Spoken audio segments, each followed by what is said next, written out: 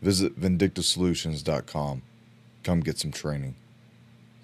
You can also visit readymaderesources.com, where the next two training courses are going to be at March 14th through the 17th. This is our big 4-day course. That is $1,000. We do feed people lunch and dinner on that course. So if you don't have any of the basics, visit us in February for the basics and come right back in March for some of the advanced stuff. Hope to see you there.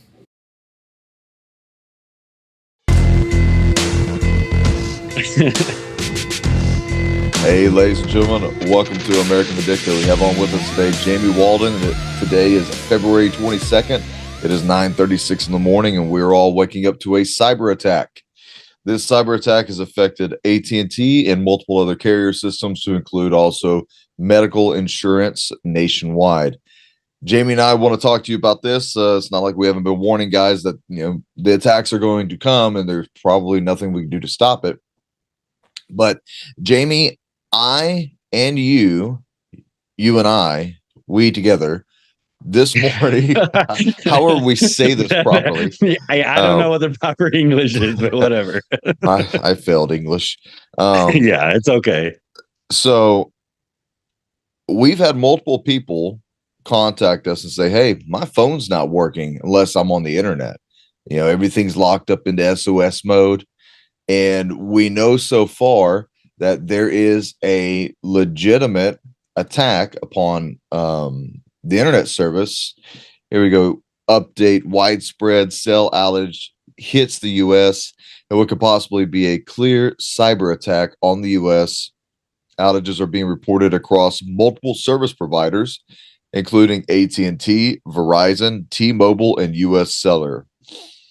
Why is this significant?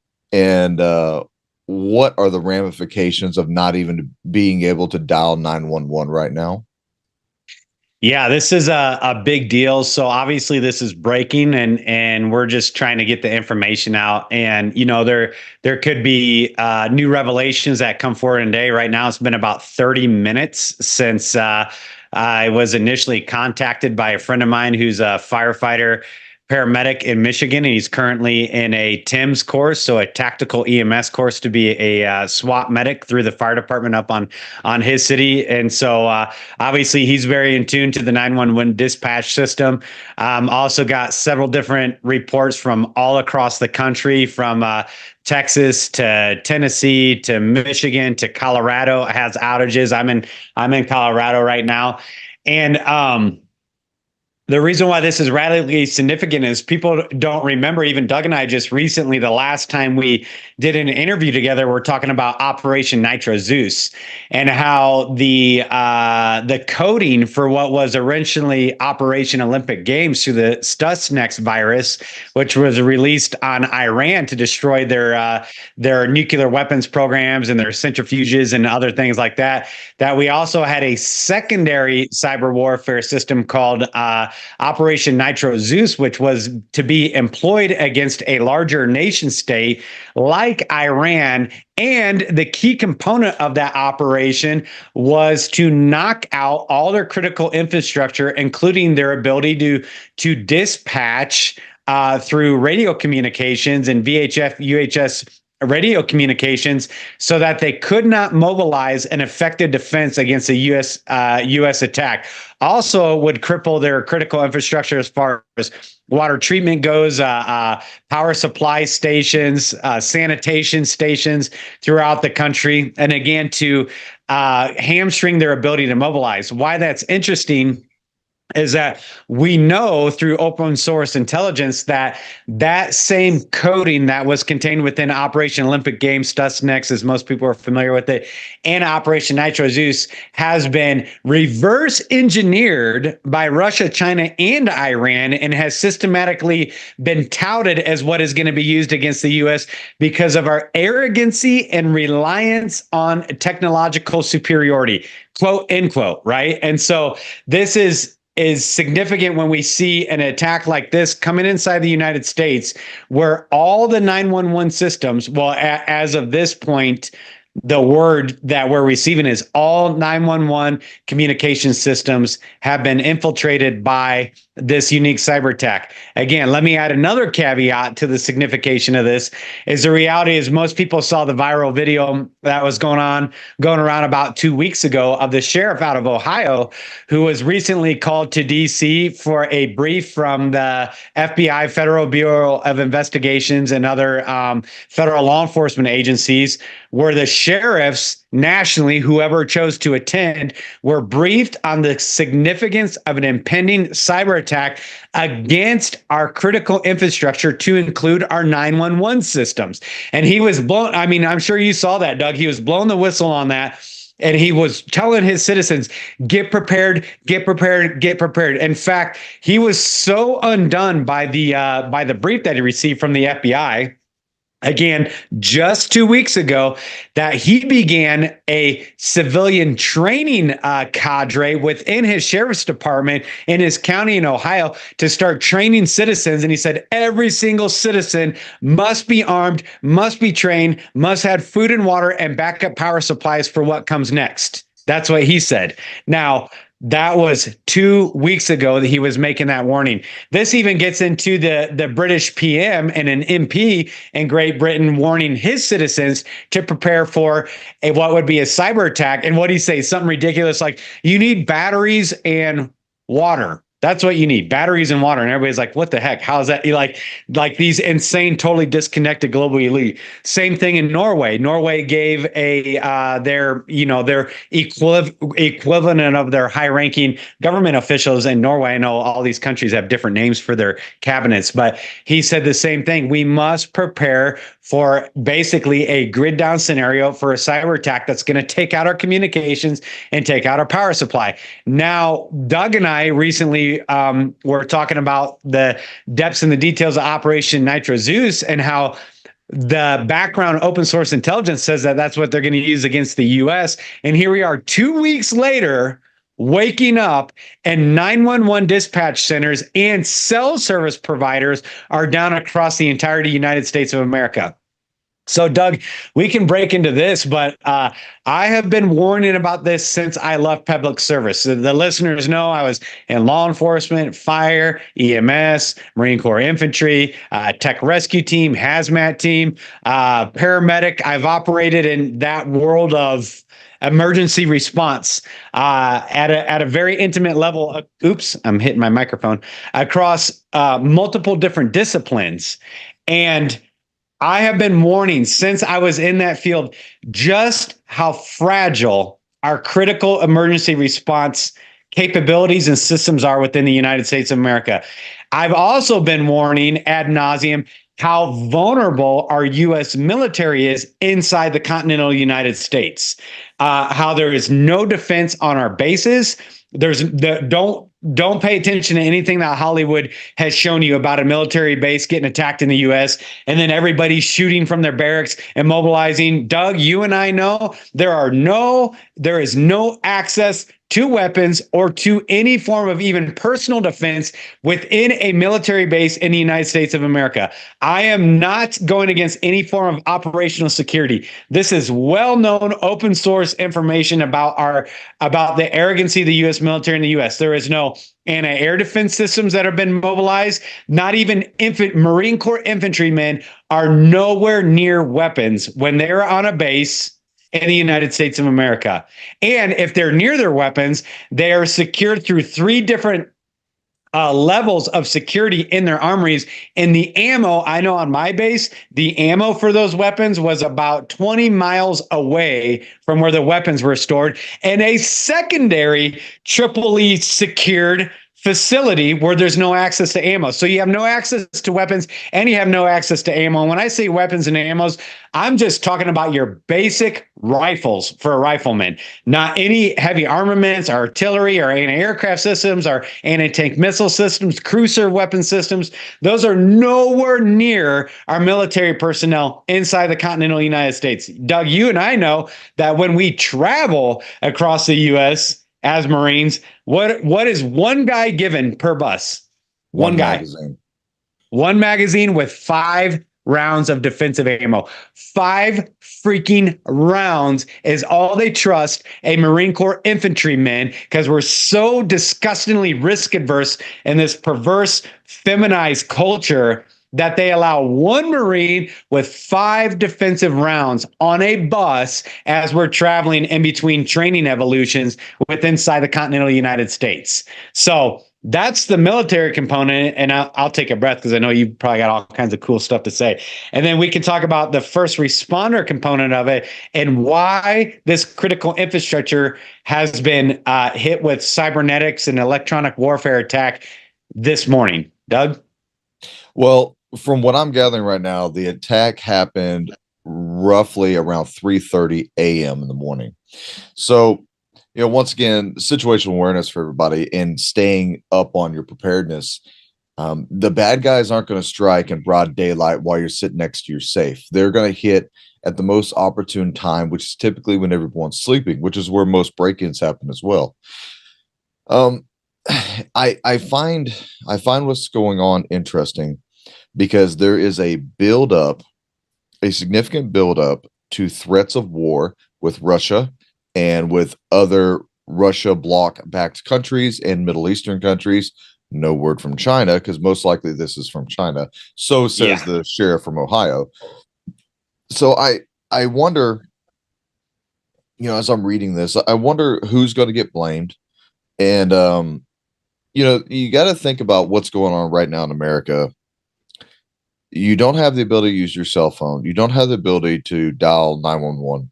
So somewhere around the country right now, as you're listening to me, maybe possibly thousands of tens of thousands of people that are in some sort of a situation where they're needing to dial the local police, and the local police are not responding because they can't they can't take the call. The 911 center is not operating because there's a more or less, it's not a grid down, it's a comms down. Now, you and I have talked about alternative means of communication, radio, ham radio, satellite phone, things that you have to maintain and you have to be knowledgeable of. Satellite phone is not cheap. And I would tell you not to rely on a satellite phone for, worst case scenario, but it is just like you go out into the back country and you got the little GPS Garmin, one button in the satellite, locks on your location and dials 911.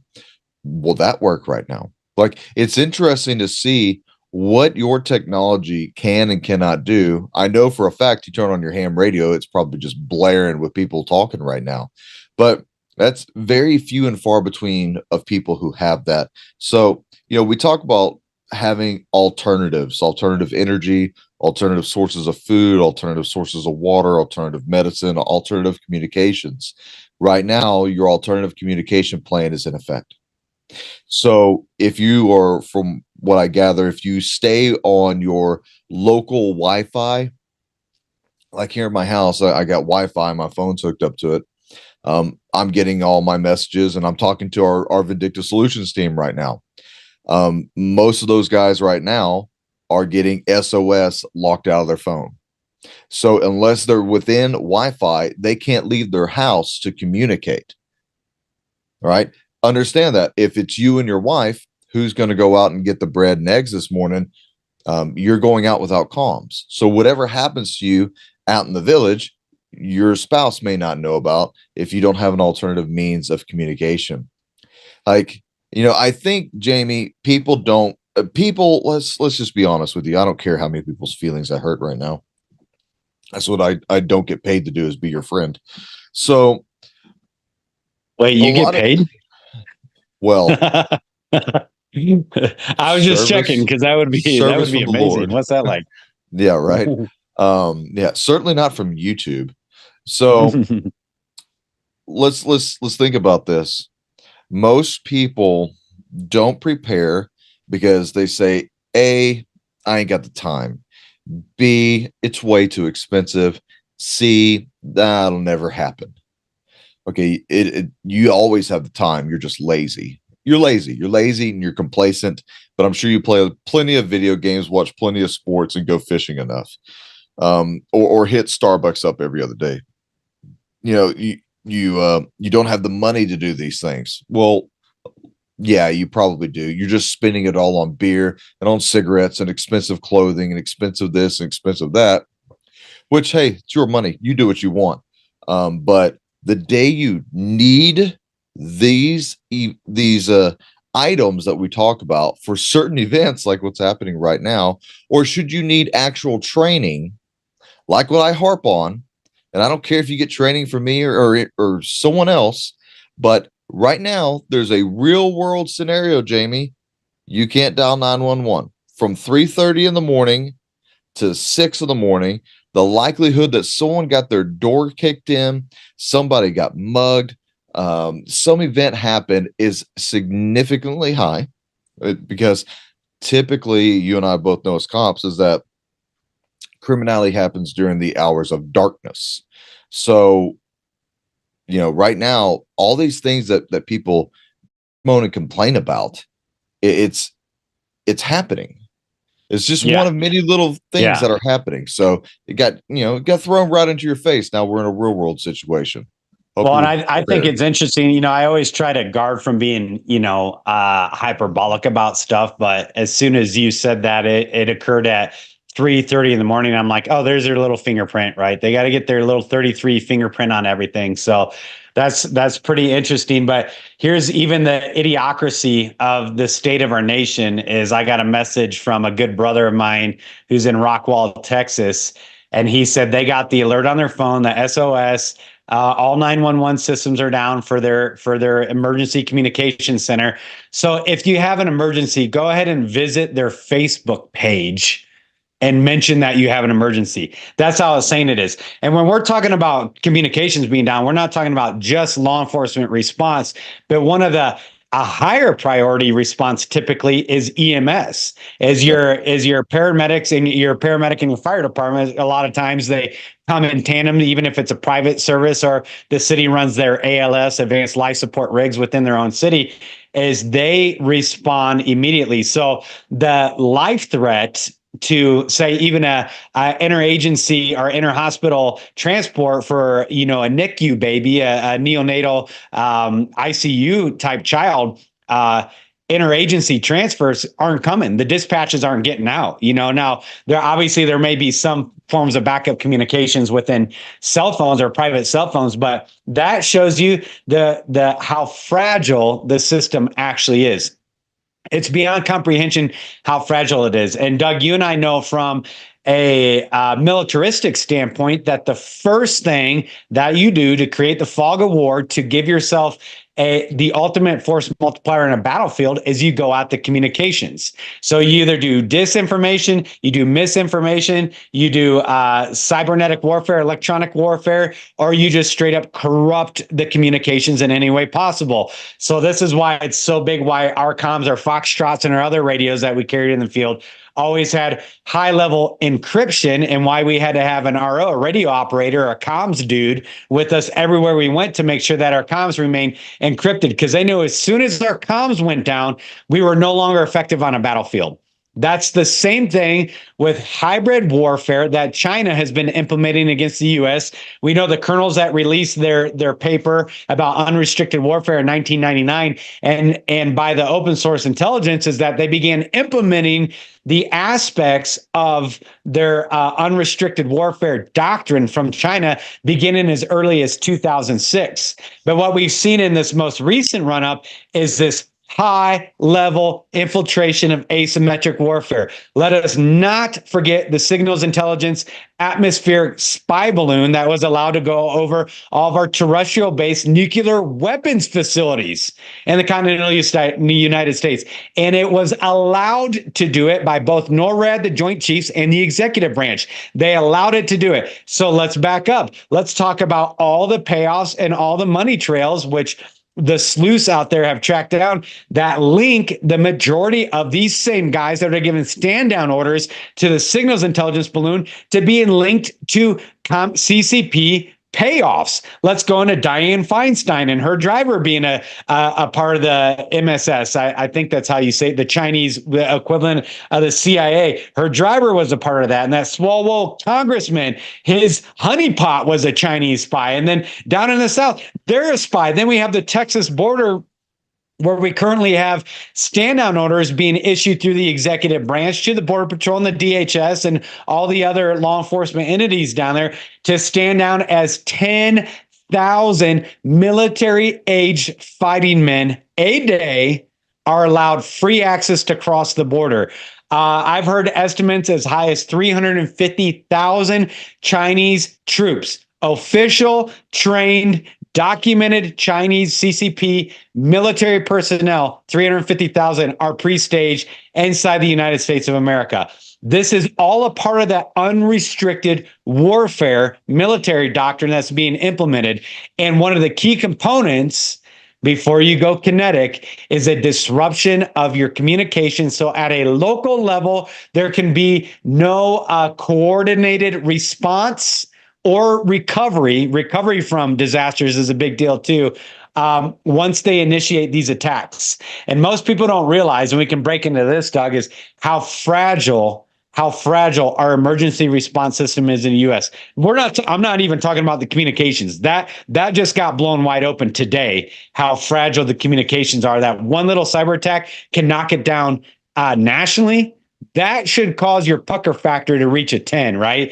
But the other reality is how Hollywood and the American, imagination has this idea of first responders, military, fire, police, EMS, riding in on white horses, no matter what the shitstorm is going on around them, and that there will always be somebody coming to rescue them within 3 to 6 minutes. That's the response time in every major city. 3 to 6 minute response time when you call 911.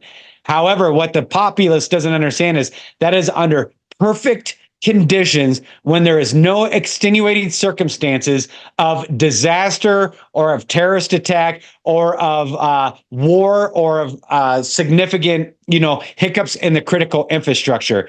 That's the only time that it occurs. Go ahead, Doug. So getting some live intel right now from sources of mine that are still in the government.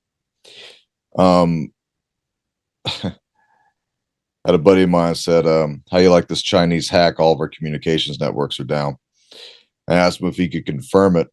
He said, I can't confirm really much at this point, but everyone in the government is freaking out and nobody is sharing intel. Cell phones are intermittent. Radio is fine. Of course, our radios are fine. But 2 weeks ago, Chinese hackers took part of our infrastructure. And I'm not going to give the key words to this because I was a part of this system, but our infrastructure cataloging website, where more or less we take care of the infrastructure and we put a lot of information of the infrastructure on there, of America. And it says 2 weeks ago, Chinese hackers hacked it and took the entire thing offline. Now, why? And he's asked me, why would they attack a database that houses information about key infrastructure? So the tenets here that we need to focus on is what comes next, Jamie. They've attacked comms and it worked. And they did it without there having to be any manifestation of a physical attack, like what you and I have seen before, cutting of the fiber line cables, cutting of power line poles, actually trying to destroy some sort of a power generating station.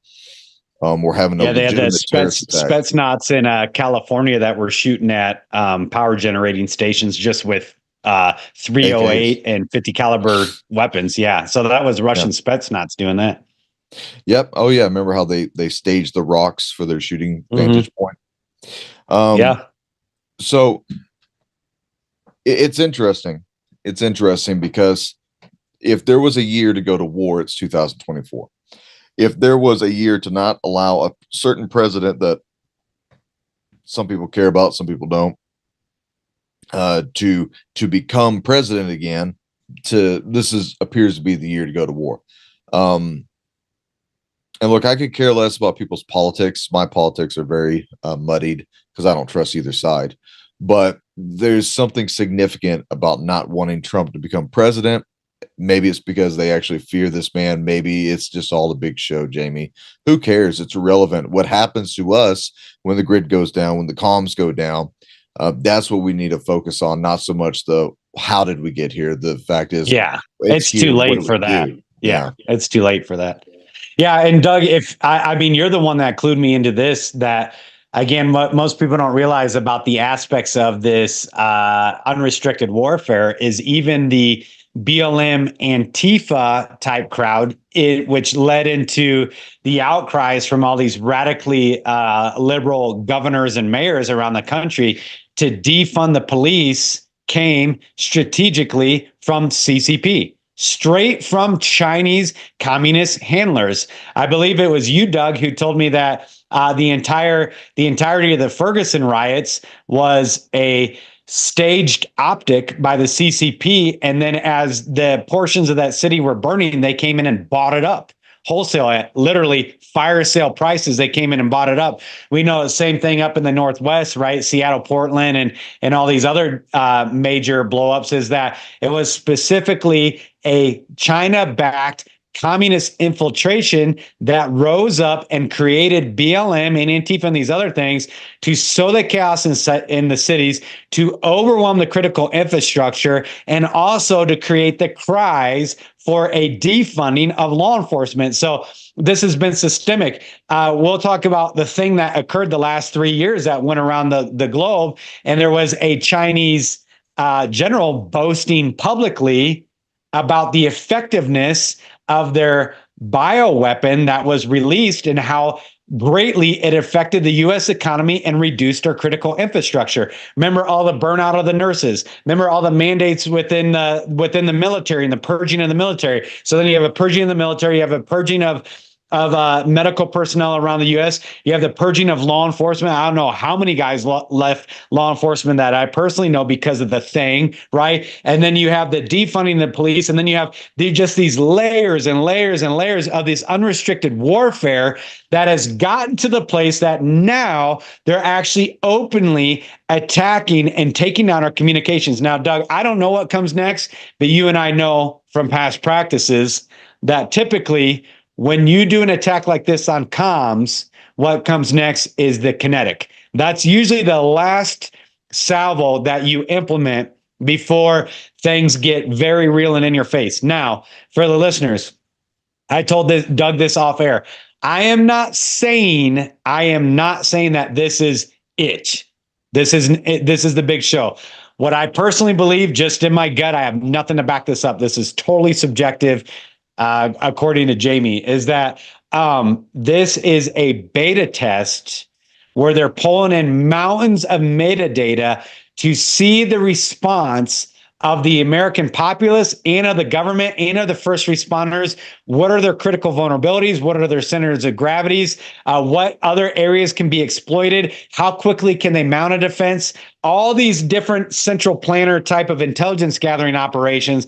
I believe that this is one of the last major aspects of a real world, real-time beta test intelligence gathering manipulation of the U.S. populace that's going on in real time. So I don't necessarily believe, I could be totally wrong, that this is going to be the big show is coming and it's breathing down our necks right now. But I do believe that this is the last step towards the big show. And the timing on that, who can know, right? We know the inevitability of it is certain. Inevitability is a certainty. However, the imminency is where it's a little bit fluid and we can't be quite certain what comes next. But it's very revealing on how unprepared the American citizenry is, how unprepared local and state governments are, and how unprepared the federal government is. And again, this all gets back to the arrogancy and the reliance on technology, which is exactly what's going to be exploited in the continental United States. Because there's no other way by which you could attack the United States simply based on geography, landmass, and population base. There's no way any military in the world, even a coalition of militaries in the world, could come against the United States unless we're blind, deaf, and dumb first. There's no other way. Well, let's walk this through. I hack This is hyperbolic. If I was I like, hack, whoa, bro. if I hack a database that has all the key information of federal facilities and their locations, when I say key information, I mean from where underground paths go into federal facilities for, electric and water, to, what kind of threat posture that building is at, what kind of, how do I say this delicately, what kind of protective measures these buildings have, and then the key infrastructure locations, the cyber security that we have on all these facilities as well. And not to mention they did hack DHS, and they successfully did it. And then these guys start to probe the communications network. What's the next step? I don't know. Banking, hydroelectric dams. There's really, the problem is we have an endless amount of targets, and if what the FBI says that for every one guy who works on cyber warfare, China has 50. So we're outmanned, right? You can't be everywhere at once, especially with cyber warfare. And you're right. Kinetically, this is typically what happens next. You start to see the grid being taken down. That's the let's not forget that the majority of our critical infrastructure, the processing and the technology is made in China.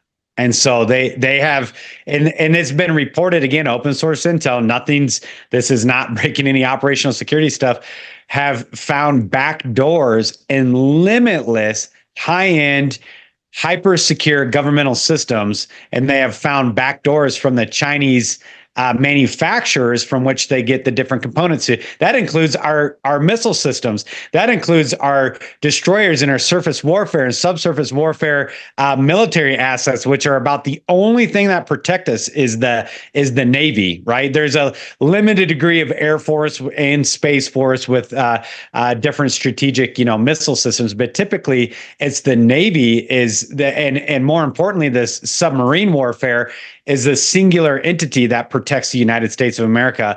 And the majority of all of our hypersensitive electronic components come from China, and it has been discovered on multiple cases that they all have backdoors built into them. I mean, this thing just keeps getting, and Doug, I'm like, dude, we've been warning about this for 15 years. I think 15 years I've been talking about the invasion by China. Why? Because they're talking about it. And our own government officials openly are outed 24/7 about being bought and paid off by China. And remember this, Doug, and this is directly linked to what you're saying about this system being hacked and gleaned off the DHS servers is, do you remember how the GAO got hacked by China? And it was like the personal dossiers of, I want to say 60,000, but for some reason, I think it was way more than that, of 60,000 government officials. Their data was pulled. And what they said the CCP cyber warriors were looking for was people's psychological evaluations for anybody that had a sexual perversity, a money or gambling problem, or whatever sort of moral failing in their psychological evaluation. And then they were sending human intelligence officers to go and exploit these government officials and all these which think of how sexually perverse. I mean, that's pretty much every government official. And they were sending human officers to go and exploit these people based on their data, their personal records that got hacked from the governmental accounting office server bases. So when we say that this is the last salvo to what comes next, which would be kinetic, we're not kidding. The groundwork, the infrastructure work, the infiltration work, the subterfuge, the larceny, the bribery, the exploitation, the prepositioning of assets, the signals intelligence, the intelligence gathering, all of it has been going on for a very long time at an incredibly high level. And our quote unquote elected officials, the majority, not all, but the majority are all on the take for what comes next. That's why this is so significant. 33 Republicans, to include Speaker Boehner, House Speaker Boehner, were all listed as foreign agents now for the CCP as lobbyists.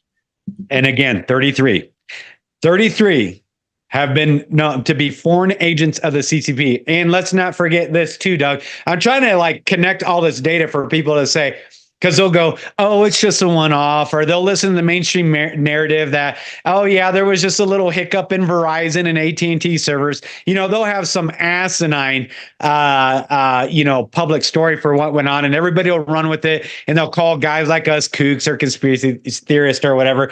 But let's not forget that the Senate, not the Congress, actually in governmental hierarchy, congressmen have very little power. We have an oligarchy. We are run by an oligarchy, and that's the senatorial class.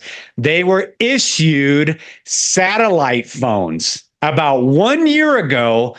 They were issued sat phones for an impending national emergency affecting communications. Again, none of this is happening in a vacuum. And that's why when I started getting these texts this morning, I'm like, oh my goodness, dude, because my brain goes, right? Like it spins up and it starts pulling in all these data points that have been tracking one by one over the last, really the 5 years the Chinese thing has really come to fruition, and what's going on in the southern border right now.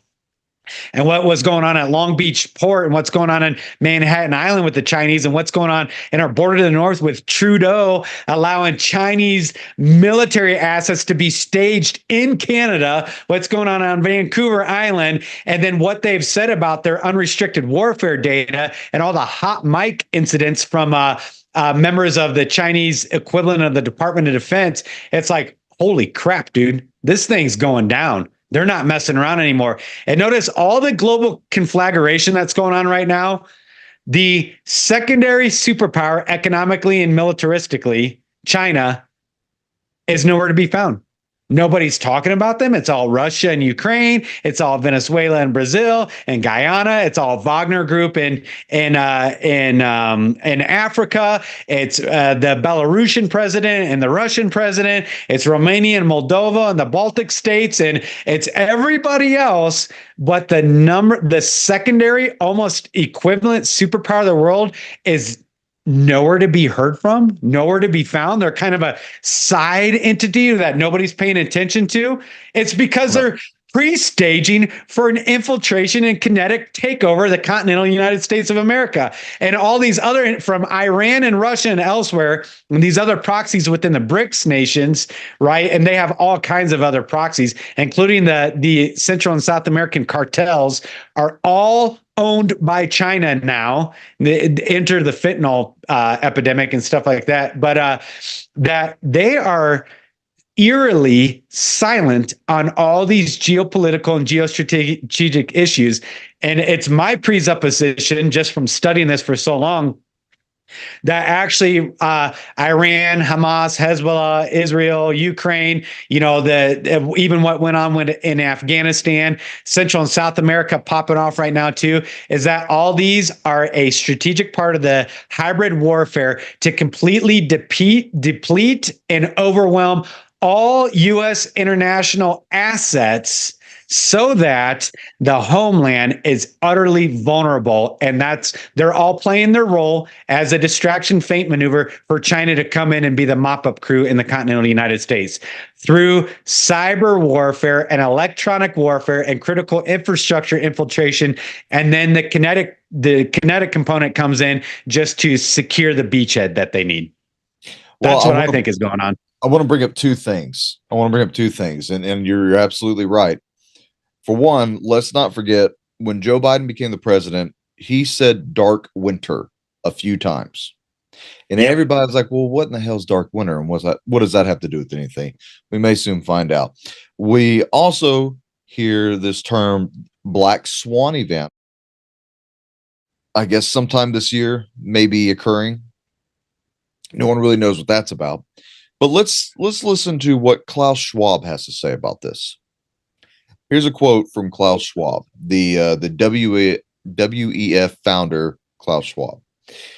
He said, "Pay insufficient attention to the frightening scenario of a comprehensive cyber attack, which would bring a complete halt to the power supply, transportation system, hospital services, and our society as a whole. The thing that happened a few years ago, crisis, would be seen in this respect as a small disturbance in comparison to a major cyber attack."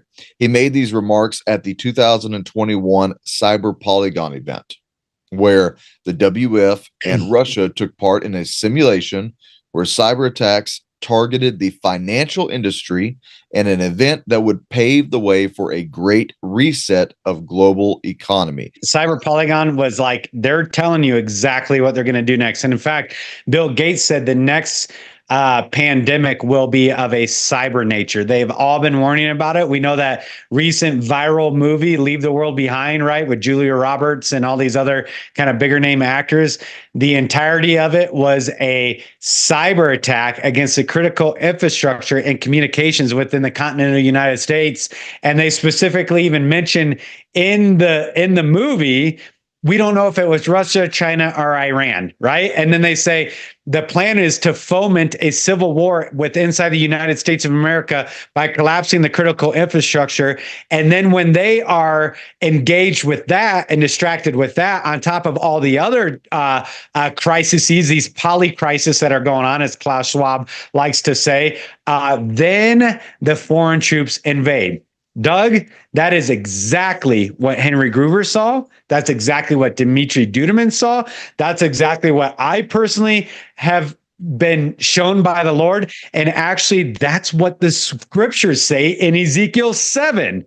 And elsewhere, it literally talks about, in that day, the trumpet will be sounded, but none of your fighting men will come out to battle. They won't be able to come out to battle because there's no communications. And the equivalency of that time, a trumpet blast was your comms going out, and they were encrypted comms because each unit or each nation state or each whatever had different variations of trumpet blasts, which only they and their troops knew, so that they couldn't receive disinformation trumpet blasts and create confusion on the battlefield. So it was their form of encrypted communications. And yet the Lord says, as a judgment in Ezekiel 7, it says, because of your arrogancy. And then Ezekiel 7:14, it says, when the trumpet is sounded, nobody comes out to fight. They're not getting the communications.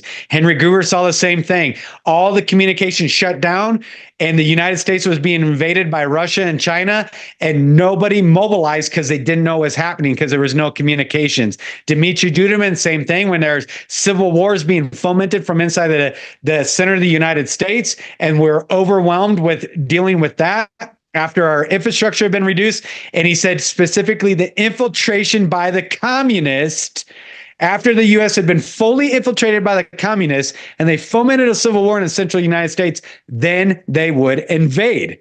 Everybody's saying the same thing. Everybody's saying the same thing. And now literally it's happening in real time. And Doug, the question is anybody paying attention? Because if you're not prepared to self-rescue, I'm telling you with certainty, nobody's coming for your help. Nobody's coming to rescue you. In our city, if there was one structure fire, one building on fire, there's no other first responders in the city. We had to initiate mutual aid box alarm system, MABUS, and bring in fire departments from surrounding cities. If there was more than two medical incidents, let's say an MVC, a vehicle where there's two or more ALS trauma patients, level 1 trauma patients, within one motor vehicle accident, our EMS was already overwhelmed by 2 ALS patients. We would have to bring in private ambulances from other cities or from other hospitals to take calls in our city if there was more than 2 critical patients at any one time. How about law enforcement, Doug? What happens when there's even reports of shots fired in any city? What is every cop? the local law enforcement, then the sheriff's deputies, and any staties that are operating in that area of operation. What happens when there's one call out for shots fired? We all go to it. Everybody. It's an all skate. I'm talking hundreds, possibly, depending on your urban area, of law enforcement officers converge like moths to a flame on one incident of one singular call out of shots fired. I'm telling you, nobody is coming for you when this thing kicks off. Our emergency response system is so fragile. It is beyond comprehension. Our communications within our vehicle. It's funny. I was watching a show with the kids last night on fire EMS stuff. And my wife was amazed that there was these stringers, right? These dirt bags that go around and try to film incidences and then sell them to the news agencies. And she was like, but how do they have scanners in their car? How are they able to listen to police EMS radio? How are they ball? And I said, none of that's encrypted. She had no clue. She goes, what? Anybody can listen to all the fire police EMS communications in the dispatch? And I go, yeah, that's open source. There is no encryption to our communication systems whatsoever with an emergency response. And she was dumbfounded. She goes, then a criminal would always be 3 steps out in front of law enforcement. And I said, yeah, they are. That's why we're after the fact. We show up after the fact, and usually there's nobody there because typically there's a shot caller in every neighborhood that does nothing but monitor the dispatch communications. And I'm like, that's at a lower level. What do you think a state-sponsored cyber warrior-induced thing like Russia, Iran, and China, which have unbelievably adept cyber warfare capabilities, what do you think they're capable of? If a shot caller in the hood can do that. Yeah. These are stupid people. Yeah. Federally, I can say that our channels are encrypted, and you're not going to break those encryptions easily with what you can buy from the internet. You have to actually know what you're doing. But for the local matter, even if you can't hear what your local police are saying, if they are encrypted, fire is not, EMS is not, the hospital is not, and typically also whoever is working at the jails is not encrypted. Who's ever working at local prisons is typically not encrypted. Let's talk about how should people prepare right now while they have the available time before this all goes belly up. What should people be? Well, in your mind, what should they be focusing on, not wasting money on? Because you got you've got the tactical prepper world, and then you've got this really strange Christian tactical prepper world that sells like knickknacks and mostly they're literally like the cheapest junk you could ever have in your life. Don't buy any. Yeah, go on. Sorry. Junk. Yeah, it's ridiculous. Good gear ain't cheap, and cheap gear ain't good. Look, I'll tell you this much. I mean, just as simple as flashlights. Like, I have 2 kinds of flashlights: Streamlight and Surefire. O-Light is not bad, but it's rechargeable. It's good for these days right now. But when it gets bad, O-Light is if you can't charge it, you got that one internal battery. Exactly. Yeah.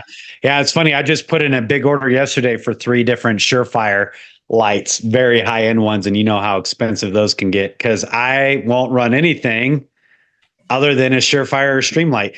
Even for my personal EDC, and most people don't know that, but nice shadow systems, bro. But Surefire. Yeah. Ridiculous. So for my EDC, even in my pocket, EDC, for those of you who don't know, just my everyday carry, is I won't only carry a Streamlight flashlight in my pocket. I won't buy something off the shelf at a Walmart or anywhere else, because I know and understand the capabilities of these things. So yeah, as far as practically, what should people be doing in light of the reality of what's going on here is, like we always say, Doug, you train for the fight that you're not yet in, and your entire intention and posture for practical preparedness is not for self-preservation, right? If you're trying to self-preserve, you're a liability to me. if it's all about you and your own self-preservation. But the reason why we practically prepare, and Doug and I, whenever we overlap at trainings and I come help them out at American Vindicta Solutions, is that we talk all the time about being an asset rather than a liability. So whatever type of practical preparation that you can be doing right now in real time, as money and time and resources allow, to make sure that you're an asset rather than being a liability to people around you, that's what you should be doing. And it's going to look different for every person, depending on even their geography, their socioeconomics, right? The different regional cultures that they're a part of, what they maybe already have or what they do need. Are they single? Are they married? Are they elderly? Are they young with no money? Do they have infirmities? There's all kinds of variables, but everybody can utilize the brain that you've been given and created with by God to make practical, logical, prudent, and shrewd decisions on what it looks like to prepare in a way to make sure that you're not a liability to your family, to your neighbors, to your loved ones, to your community, and in particular to your church body, whatever body you're a part of. I mean, if there's any one group of people that should be hyper prepared, it should be the authentic blood-bought believers of Jesus Christ, because we've been given the entire playbook of exactly what comes next. I know to the T. People go, how do you always know what's going to happen? I go, all I do is read the word, dude. I don't read anything else. I read the word. It says it in such detail, nations by name, countries by name, militaristic movements, by whatever. It says the when, it says the how, it says the nature in which. It tells me exactly what to expect. And as Jesus said, I've told you about these things ahead of time so that you will not be caught unaware. And we have the parable of the 5 foolish virgins versus the 5 wise virgins who prepared adequately with extra stores of oil as they trimmed their lamps. They did not get complacent and slothful and apathetic about these things. We have the warnings about how all the lukewarm, apostate, predatory pastors in the last days would be saying, don't worry about all the stuff that's going on around you. It's not, everything will go on business as normal. All these guys warning you are just windbags. That's a paraphrasing of 2 Peter 3, right? And also 2 Thessalonians, and also the book of Jude. It literally says that all the predatory pastors will be telling you not to prepare, that everything's just good. It's going to keep going on as normal. Have no fear of the Lord in these things and have no regard. But biblically, we have been given every single tool possible to have the foresight to know and understand what's coming, and then to prepare accordingly so that we can be an asset rather than a liability. So, comms, food, water. I am a big believer in a sat phone. I carry a sat phone with me everywhere.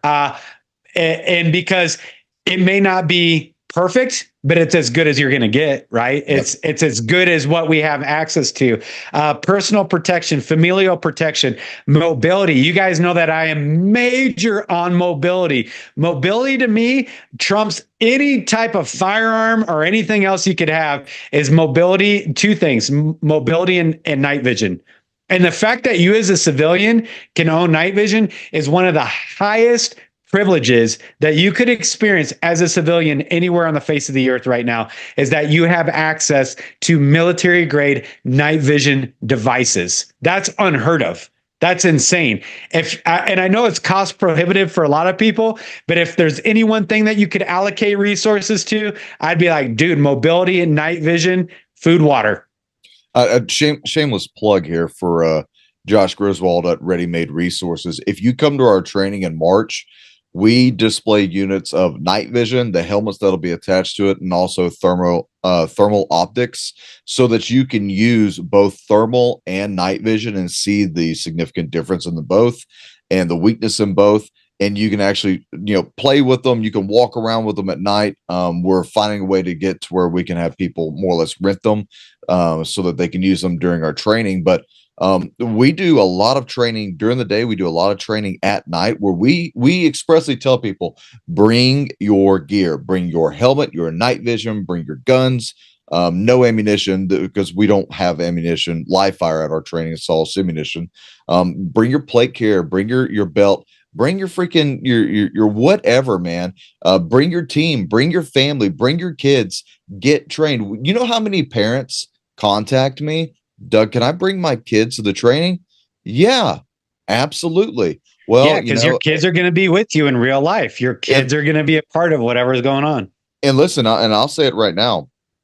If you're a parent and you want to bring your kids to this training to be better prepared, we're not teaching you how to be Rambo, and we're not teaching militias. I don't believe in any of that shit anymore, because it's so convoluted and people are so off the wrong idea of family preparedness. And look, trying to take back America, you let God worry about that. You protect your family. But if you want to come out to our training and bring your kids, you ain't got to pay for your kids. Just bring yourself. All right, I've already made that statement a couple times. I know that it may be a loss of money for me, but that's completely okay. I would rather the parents get trained and the children see the parents get trained, and then you guys work together, because that's what we do is scenario-based training. Everything that we have based our training off of since Jamie and I did the first Vindicta Solutions training course has been on a grid down attack. Every single one of them. And at every single training scenario that we have done, there has been a significant world event either happening in between the training or at the training. Okay. It has literally every training, every time. It's and I think that people have I don't know what the word would be, like information or apocalyptic burnout, where they're not even paying attention to it anymore.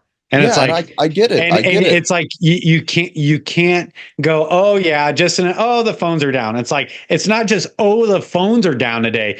This is adding to the reality of what comes next. And yeah, and so that's why that practical preparedness is so huge. I mean, you see my Team Windy helmet over my shoulder, which I got from Bob and Josh, and different night vision devices from them. But there is practical preparedness that you can be doing. I mean, this is how quick it can go. And biblically, we know, in particular with the destruction of Mystery Babylon, Revelation 17 and 18, Jeremiah 50, 51, and elsewhere alludes to it, is that it comes in the suddenly, in an instant. I don't know how many interviews I've said that on.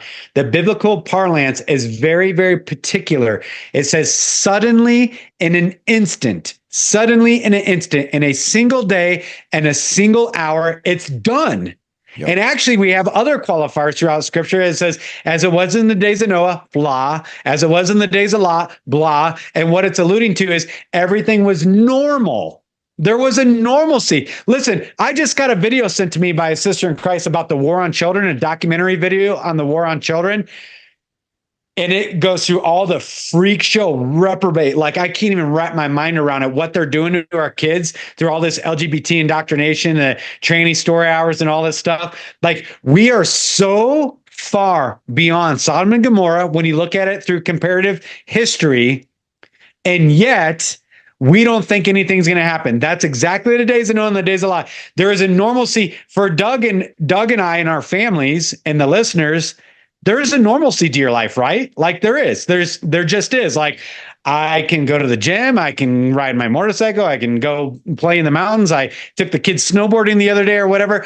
There's still normalcy. Yet the degree of lawlessness, sin, and perversity and wickedness is filled to overflowing. The cup is filled to overflowing, that we're oblivious to the fact that God, when he says no more delay, which he says all the time to wicked nations, no more delay, though you think it's normal, there is a suddenly in an instant. Days of Noah, days of Lot, the days of the destruction of Mystery Babylon. So if you're getting information burnout, you're wrong, because it is going to come. It's a certainty. The nations are saying it. The government officials are saying it. Federal and local law enforcement are saying it. The whistleblowers are saying it. The tech industry is saying it. The military industrial complex is saying it. And your word has already affirmed it, that it is coming. And there's no amount of emphatic whatever appeals that we can do to tell you, like, dude, if this morning wasn't a wake-up call, I don't know what's gonna be. I guess you'll go on and suffer for it, which is what the scripture says. A wise man foresees trouble coming and plans accordingly, but a fool goes on and suffers for it. So you can be foolish and you'll go on and suffer for it, but there is a lateness to the hour that I fear 99.97% of people are oblivious to, totally oblivious to it. I have three things I want to point out. One, I'm not a hypochondriac. I don't believe the sky is falling. I really don't keep up with a lot of the doomsday stuff because there is overload in that. I read the Bible and I prepare accordingly, spiritually, physically, and mentally. That being said, I won't leave my house without a loaded pistol on me. And if I am gone for more than like 2 to 3 hours away from my house, I will not leave my house with probably 5 or 6 magazines on me. And that's not to be paranoid. That's to say that I have a huge family. And if anything were to happen where the road is just, landlocked and we have to get off the main highway, I am taking me and my family deep into the woods and following the highway back. I'm not being around people. I'm not trying to be Rambo in front of people, but I'll be damned if anyone stops me and my family trying to get back home. All right. Mobility again, that mobility is so huge. If you don't have the mindset, I'm telling you, I've seen it before and I've seen people fall victim to this. If you're a man and you're complacent, if you are fat and out of shape, if you're a chain smoker, if you're a drunkard, if you have all these things that are hindrances, we call them liabilities. If you have all these things that are hindrances to you and protecting your family, you are wrong. And the day it hits you in the face, man, you may not recover from it and your family may fall victim because you decided to put the sword down and beat it into a plowshare. That's your fault. You did that. I'm not going to be there to protect you. Cops aren't going to be there to protect you. Jamie's not going to be there to protect you. You're on your own. Cops are the second responder. We're not the first responder. We're the second responder. You better learn how to act accordingly when you have violence come up, or just, give them your kids. Just give them your kids, give them your wife, give them the keys to your car, give them your manhood, and just turn around and walk off. The majority of guys have already given up their manhood, and the femininity and the feminism and the weakness of male leadership in the home. I can't tolerate it. Yeah, that's just strategic, which, by the way, is part of the perestroika deception from communism to infiltrate, to reduce masculinity in the continental United States, to elevate feminism, which is a high level of hybrid warfare, so that the men will be weak. Yep. They did it. I mean, they were talking about this 1952, the communists out of Russia with China said that this was going to be their plan for a cultural infiltration. The United States of America was to elevate feminism, reduce masculinity, and then that way they will be ripe. Their military would be reduced. Our sense of masculinity be reduced, our national identity would be reduced, and then we would be ripe for invasion in 3 generations. That's what they were saying in 1952. 3 generations of this, we'll take them. Guess what? Skinny jean wearing effeminate guys with their little lisp because they think they're so woke. Like all these dudes coming out of these Ivy League schools, they're disgusting. They're freaking disgusting, dude. And guess what? MIT has been specifically mentioned as being completely owned by the CCP. Yep. Being infiltrated, MIT in particular, for cultural revolution of all of our engineers and all of our thinkers and all of our chemists and all of our cyber-based guys, all of our highly technological advanced guys, which come out of MIT.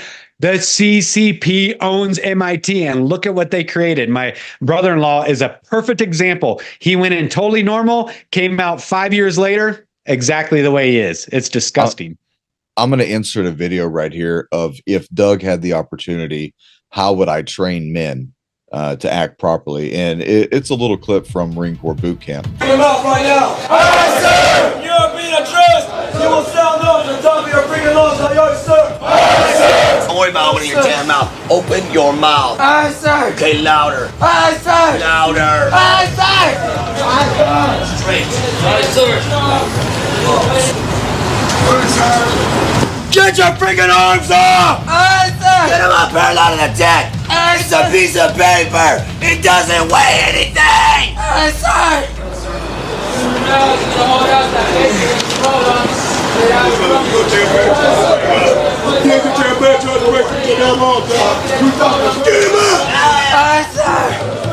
I guess if we turn your back, you can then put it down.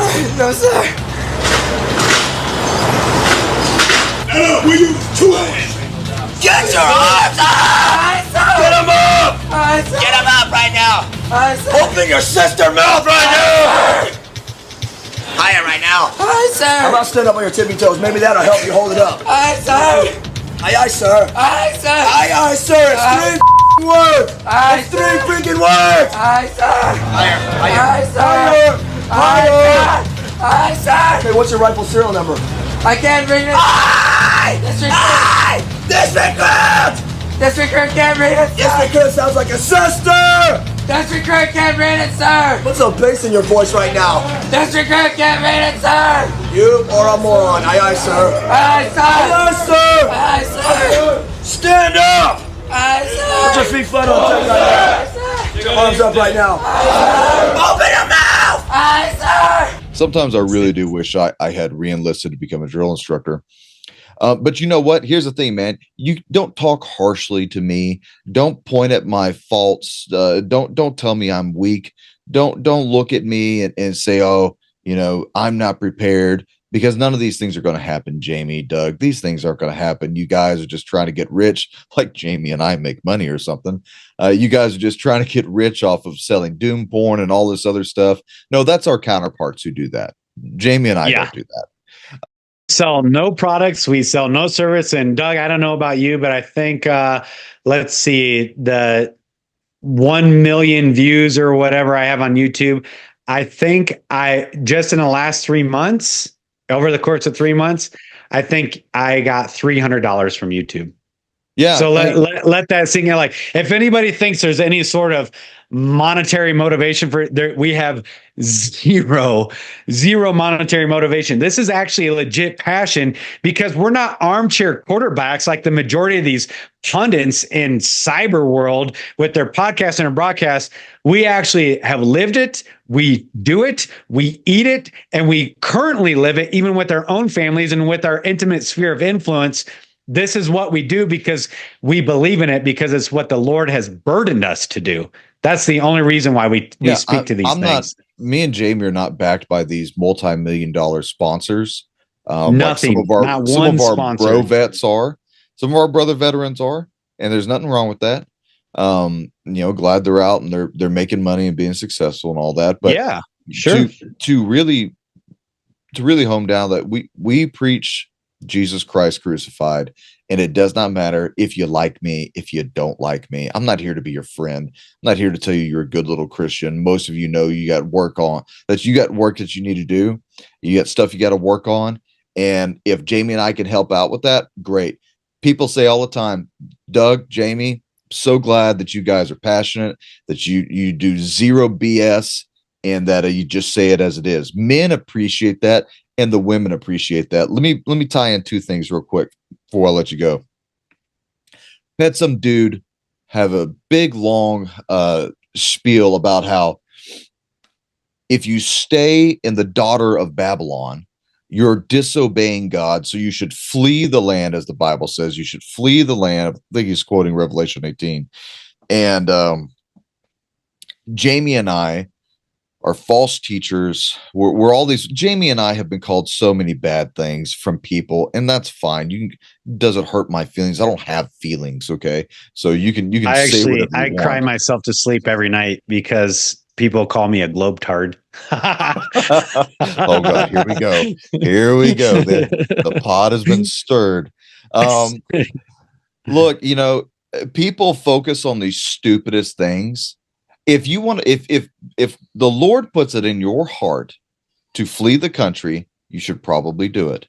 The Lord has not put that into my heart. I don't believe the Lord's put that in Jamie's heart, but I know that I am here to help people, and that's my job. That's always been my job, is to protect, is to defend, and is to help.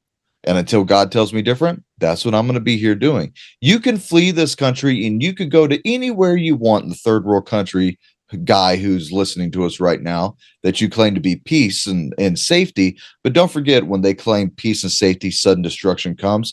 And don't forget that in Revelation 12:13, the entire world will bow down, will bow the knee, either willfully or forcefully, to the Antichrist. There is no safe space. There's no country that's safe. There's no country that's off limits. We, the remnant, we, the Christians, will be hidden wherever we go. Pray to God that the Lord brings you into a place that the enemy is not there and covers you under his wings. Pray that happens. Probably should just start praying for all these things for many of you. But people are too caught up right now, Jamie, in things that don't matter. And they're too caught up in their religiosity, their self-righteousness. You know who's prepared? The Mormons are prepared.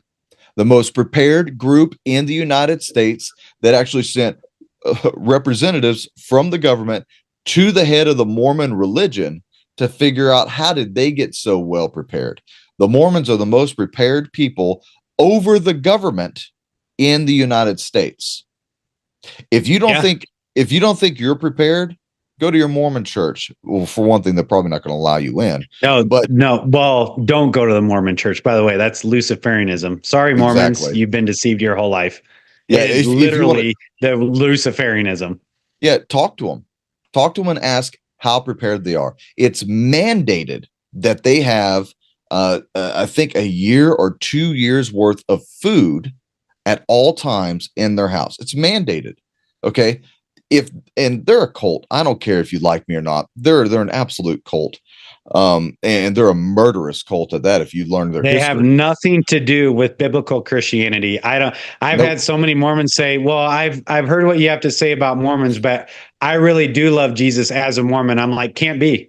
It literally can't. The two can't coexist. What fellowship is there between light and darkness, or between lawlessness and righteousness, or between, it's an impossibility. And by the way, I did a church plant in Nauvoo, Illinois, which is where Joseph Smith was martyred.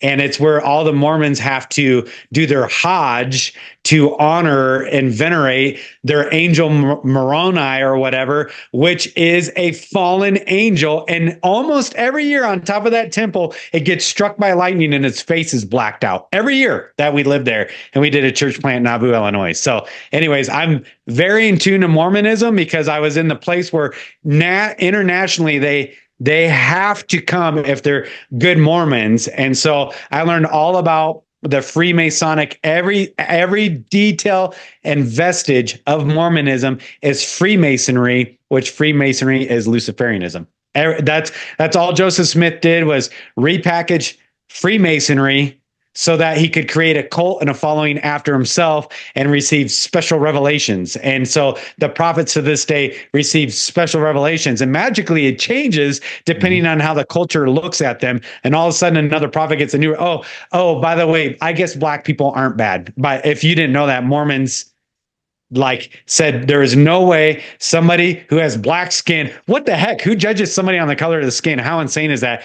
Could be in the kingdom of heaven, until several years ago, when they realized how much cultural backlash they were getting. Then their prophet magically had a revelation. Oh yeah, okay, now anybody who has darker skin color can go to heaven through the Mormon church. Our bad. Yeah, how convenient. That reminds me of Iraq, whenever the dudes that were fighting us eventually got the children to fight us and their women to fight us. Oh, and by the way, Allah says you can go to heaven now if you use this suicide vest and walk over to the Marine Patrol. Yeah. Oh, we got a new revelation for you. Here we go. Yeah. So look, the thing to be worried about is when the grid goes down, you will have groups that are already established and new groups that will establish themselves that will come out of the woodwork armed to the teeth and prepared and preying on people.